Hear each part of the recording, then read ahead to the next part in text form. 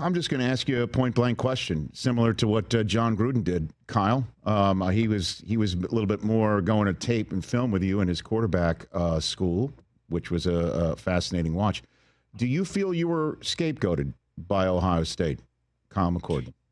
I wouldn't say that. I mean, listen, I'll tell you, just as much as any coach, any player in that facility, I wish that in 2023 would have won that game. And obviously, if we win that game, there's, a good chance I'm a Buckeye in 2024. But that's the reality of college football now. I feel like, especially at a school like that, there's a lot of pressure to win every year. It's national championship or the season's a failure. And, it's the third straight time losing to Michigan. And so, I get that they felt like changes need to be made. And that was really my first taste of the business side of things. And, it wasn't necessarily an easy decision to leave and wasn't an easy thing to do, but obviously worked out for me and worked out for them. I think it's one of those rare cases in the transfer portal where both sides benefit from it.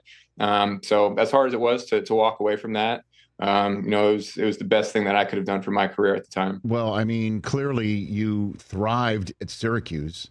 And one of your biggest games occurred in the final regular season game of the year, Kyle, where you and Syracuse beat Miami and the assumed first overall pick in the draft in Cam Ward. I did hear what you did have to say after that game, Kyle, because it seemed like you were scoreboard watching at the same time about some other game that was going on in another state. Am I wrong, Kyle? Am I wrong?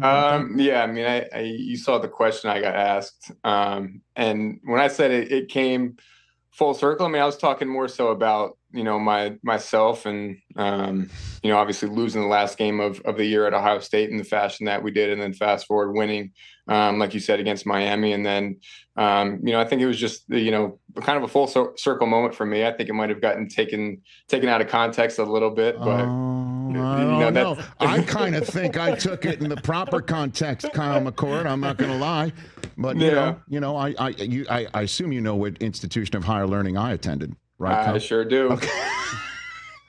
So I kind of was just like, all right, I like this kid's moxie. That's the way I responded to it.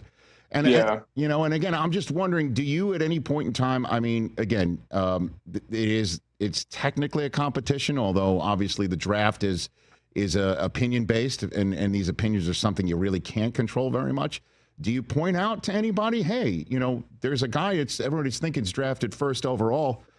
Take a look at what I did against that team. Do you kind of spike the football in that regard in any way, shape, or form in your conversations? Yeah, at all? I mean, I think for both teams, for them, it was for Miami, if they won, they got into the ACC championship, and for us, honestly, it was just trying to get to a place where we could get 10 wins with the bowl game. So it was a big game for both of us. Obviously, the biggest game of the year for them and us as well, honestly. And I wouldn't say I outperformed him or anything like that. But, when it came down to it, I think that our offense made, just enough plays to win. And especially in an environment like that, I think that just kind of lets teams know, I think, just the competitive side and, obviously a high scoring game back and forth, but being able to win, I think kind of stamped what I was telling teams. Like, I'm going to have the ability to go out and win those big games and be able to put up points. And so I think everything, that I showed in that game just kind of represents my game as a whole. Kyle McCord here, a few minutes left with the man who broke an ACC record for yards thrown in his one season with Syracuse right here on the Rich Eisen Show. Do you feel like there's, a narrative-based conversation here, Kyle, that you switch schools, the school that you switched from won it all the next year, and thus you're having trouble breaking through as a viable face of a franchise at the next level? Are you saying that? Are you at all encountering that in your conversation? This might just be media driven. Yeah, not really, to be honest. I think, a lot of teams have told me that the fact that I went through that adversity and leaving Ohio State and coming to Syracuse, who in the past has been average at best, like 7-6, 6-7, pretty much every year, and being able to get to 10 wins, they say is really attractive to them. And obviously, you don't know how guys are going to react when they're faced with adversity, but I think that going through all that gave them a perfect idea of how I'd react. And I think every NFL quarterback who goes on to have success at one point in their career faced adversity. And so, like I said earlier, as tough as it was to leave and go through that, personally, I think that was the best thing for me to face that adversity and grow. And I think NFL teams see value in that as well. Catch the Rich Eisen Show live weekdays from 12 to 3 p.m. Eastern on Roku Sports Channel in the U.S.